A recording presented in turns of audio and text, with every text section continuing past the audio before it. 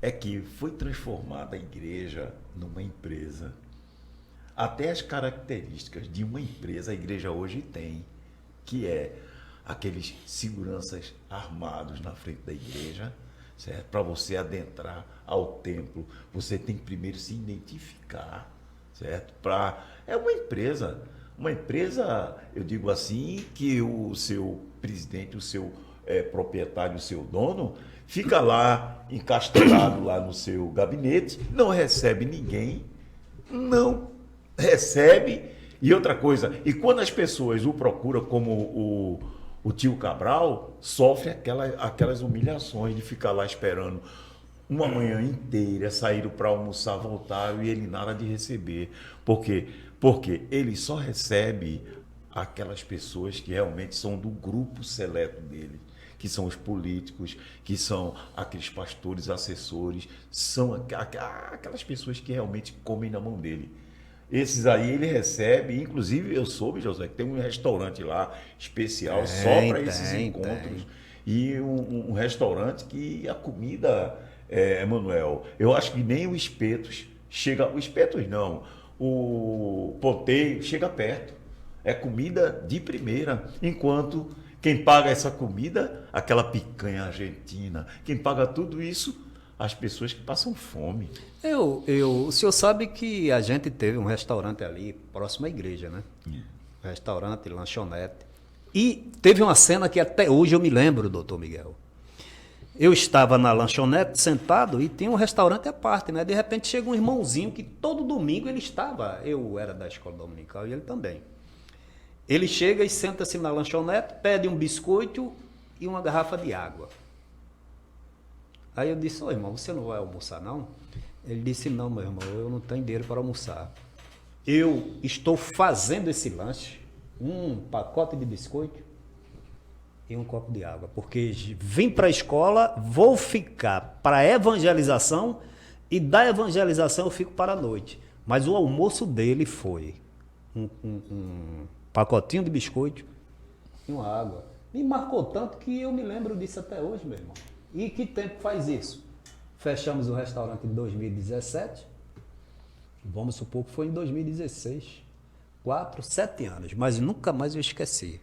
É muita coisa, Josué. É deprimente a gente ver essas coisas lá dentro da igreja. Eu digo isso porque, assim como Emanuel foi empregado da igreja, quantos anos, Emanuel, você foi empregado lá da igreja? Eu passei lá quase uns 4 anos. 4 anos. Eu fui empregado 3 anos lá na igreja. Eu era contratado na advocacia. E a gente via cada cenas que é deprimente. E naquela época, imagina hoje. Tá entendendo? E outra coisa, tem colegas meus, eu não vou citar nome, logicamente, para não sofrer nenhuma perseguição por parte da direção, que ele disse a mim: Miguel, eu digo uma coisa a você, se eu for olhar as coisas erradas que tem aqui ao meu redor, ao meu entorno, eu deixo de ser crente. O problema é que eu não olho para essas coisas, porque se eu olhar, eu vou sucumbir na fé.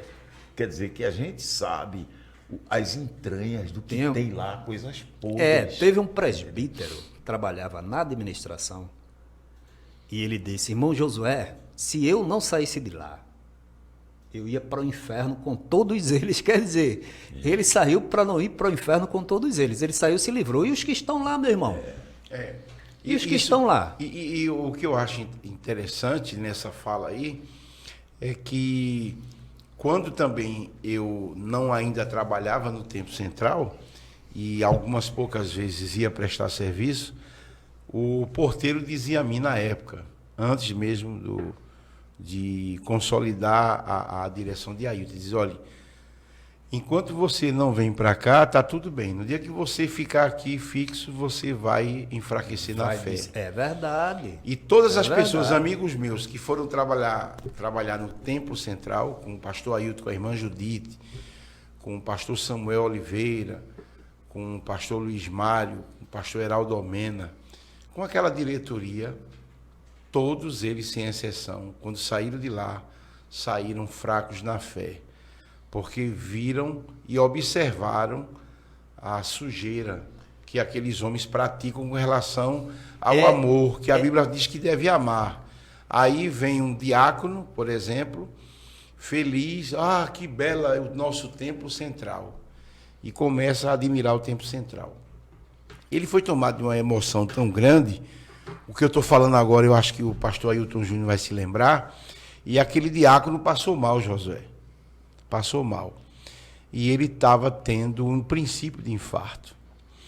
Eu era motorista ali, estava descansando na hora do almoço, quando eu fui chamado às pressas. Olhe, você está na sua hora de almoço, mas você tem que se interromper, porque tem que socorrer uma pessoa que está passando mal. E quando eu desci, para a minha surpresa, a ordem do pastor Ailton Júnior foi tirar o irmão de dentro do templo central e coloquei lá do lado de fora, para que ele não morresse ali dentro e não viesse comprometer a igreja. Eu estou falando isso, Ailton Júnior deve lembrar dessa cena. Tira logo. Marcão, que na época era presbítero, que trabalhava, né, que chamavam ele de Marcão, que é lá de São Lourenço. Bem alto. Bem alto, um jovem. Marcão deve estar ouvindo essa live. Ou quem está ouvindo vai dizer, Marcão, eu vi teu nome lá na live do Pode Expressar, com o irmão Josué, com o doutor Luiz Miguel.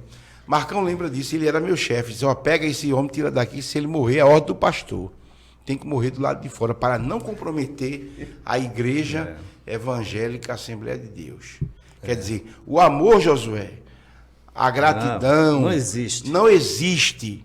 Aí você pega... O laço, o vínculo do amor... Do amor não existe. Não existe mais. Entendeu? No tempo do pastor Leôncio, quando acontecia isso, o pastor Leôncio dizia, meu filho, socorre o irmão, leva para o hospital... Depois vê o que é que precisa para a gente ajudar o irmão, que a igreja tem que ajudar o irmão.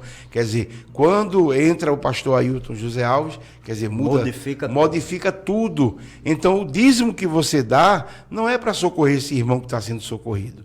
É para alimentar a maldade na vida dessa gestão que está hoje na igreja evangélica, a Assembleia de Deus. Hoje, eu não sinto nem saudade desse momento lá, porque aquilo me quebrou. A minha fé, ela não foi assim jogada fora, mas aquilo me abalou muito, porque a gente tem uma ideia de que aquilo é um lugar onde os irmãos amam, quando de fato aqueles irmãos estão bem distantes da mensagem de Jesus, que é o amor. Só fazendo um adendo, para não esquecer, doutor Miguel, quando você disse que, olha, você a distância é uma coisa, você tem uma ideia, né? Você tem uma visão. No momento que você vem para dentro, você vê a realidade que é chocante, abala.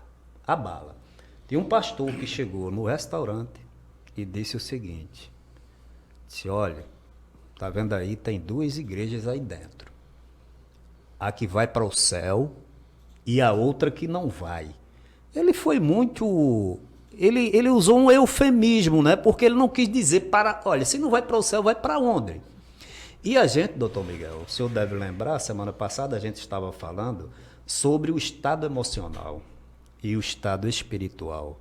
Porque quando um está entregando a mensagem, os companheiros dos púlpitos é só observar, compreendeu? O estado emocional que demonstra um abatimento, um peso, um fardo. A gente percebe que eles ali estão maus. E alguns olhares menos avisados, diante das câmeras, a gente percebe que são olhares de descrença e até de censura. Principalmente quando às vezes se está elogiando o pastor presidente. Então, o que todos fazem, né? Então isso é muito ruim. A realidade da Assembleia de Deus hoje é essa, né? É porque, Josué, inclusive eu fiz um comentário no teu canal sobre o que você colocou em relação à idolatria. Idolatria porque a gente viu um diácono assumir o púlpito da igreja e dizer que, mesmo na ausência do pastor presidente, ele sentia a presença do Quer dizer que ele sentia isso é espiritismo, né? Espiritismo e outra coisa. É uma doutrina que isso embasa o egoísmo desse presidente, isso embasa essa megalomania que ele tem, a soberba. Isso aí não sou eu que estou dizendo. O juiz, quando proferiu a sentença, ele disse que era uma pessoa altiva, se considerava superior a todos. Então, as pessoas que alimentam esse ego, alimentam esse objetivo dele, essas pessoas estão o condenando indiretamente também à perdição. A perdição, porque concordo. estão tornando ele um ídolo, estão tornando ele uma pessoa, um ser humano acima dos outros, um semideus. E, logicamente, que isso aí, Emanuel, passa, logicamente, a idolatria. E isso é simples de se constatar. Claro. Só é se verificar as homenagens que se faz no aniversário dele. Agora há pouco, em agosto, vai ter com certeza o aniversário dele. E a gente pode observar, ele fica sentado como se fosse um trono. E as faraó. pessoas vindo oferecer a ele o quê? Envelopes, presentes, como se fosse Homenagens exageradas. oferendas a um ídolo.